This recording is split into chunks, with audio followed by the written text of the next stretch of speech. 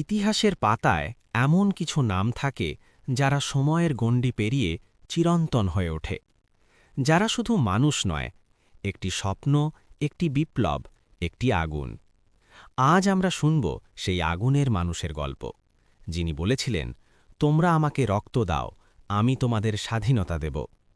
তিনি হলেন সুভাষচন্দ্র বোস, আমাদের নেতাজি। ১৮৯৭ সালের ২৩শে জানুয়ারি উড়িষ্যার কাটাক শহরে জন্ম নেন এক শিশু, যার চোখে ছিল অন্যরকম স্বপ্ন। বাবা জানকীনাথ বোস ছিলেন একজন নামী আইনজীবী, মা প্রভাবতী দেবী ছিলেন স্নেহময়ী গৃহিণী। ছোট থেকেই সুভাষ ছিলেন শান্ত, কিন্তু ভেতরে ভেতরে আগুনের মতো তেজস্বী। স্কুলে পড়ার সময়েই তিনি অন্যায়ের বিরুদ্ধে প্রতিবাদ করতেন। একবার এক ইংরেজ শিক্ষকের অপমান সহ্য করতে না পেরে তার বিরুদ্ধে দাঁড়িয়ে যান। সেই মুহূর্তেই যেন স্পষ্ট হয়ে যায়, এই ছেলে সাধারণ নয়। কলকাতার প্রেসিডেন্সি কলেজে ভর্তি হলেন তিনি, কিন্তু ব্রিটিশদের অত্যাচার তাকে শান্ত থাকতে দেয়নি। পরবর্তীতে তিনি চলে যান ইংল্যান্ডে, ইউনিভার্সিটি অফ কেমব্রিজে পড়াশোনা করতে। আইসিএস পরীক্ষায় উত্তীর্ণ হয়ে তিনি হয়ে উঠলেন এক সম্ভাবনাময় অফিসার। কিন্তু তখনই তিনি জীবনের সবচেয়ে বড় সিদ্ধান্ত নিলেন। দেশের জন্য, স্বাধীনতার জন্য তিনি সেই চাকরি ছেড়ে দিলেন। কারণ তার কাছে একটাই সত্য, দেশ আগে, সবকিছু পরে। ভারতে ফিরে এসে তিনি যোগ দিলেন স্বাধীনতা আন্দোলনে। তিনি কাজ করলেন মহাত্মা গান্ধীর সঙ্গে, কিন্তু তাঁদের চিন্তাধারা ছিল ভিন্ন। গান্ধীজি বিশ্বাস করতেন অহিংসায়, আর সুভাষ বিশ্বাস করতেন স্বাধীনতা অর্জন করতে হলে লড়াই করতেই হবে।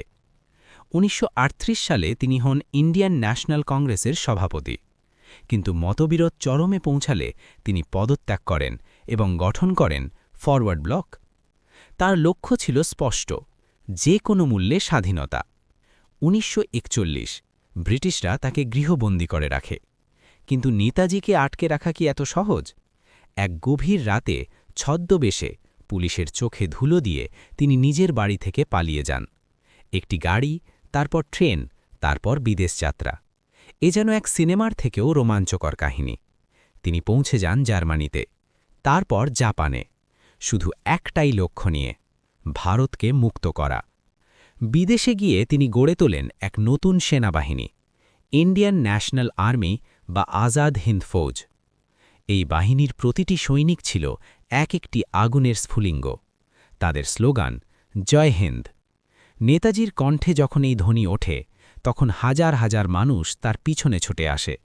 তিনি শুধু একজন নেতা নন, তিনি হয়ে ওঠেন এক অনুপ্রেরণা, এক বিপ্লব। দ্বিতীয় বিশ্বযুদ্ধের সময় আজাদ হিন্দ ফৌজ ব্রিটিশদের বিরুদ্ধে যুদ্ধ শুরু করে। ইম্ফল, কোহিমা, এই যুদ্ধক্ষেত্রগুলোতে তারা দেখায় অসীম সাহস। যদিও শেষ পর্যন্ত তারা জয়লাভ করতে পারেনি, তবু তাদের ত্যাগ বৃথা যায়নি। এই লড়াই ভারতের স্বাধীনতার পথকে আরও দ্রুত করে দেয়। ১৯৪৫ সালের ১৮ই আগস্ট এক বিমান দুর্ঘটনার খবর আসে। বলা হয় নেতাজি আর নেই, কিন্তু আজও সেই রহস্যের সমাধান হয়নি। তিনি কি সত্যিই চলে গিয়েছিলেন, নাকি কোথাও থেকে গোপনে দেখছিলেন তার স্বপ্নের পূরণ?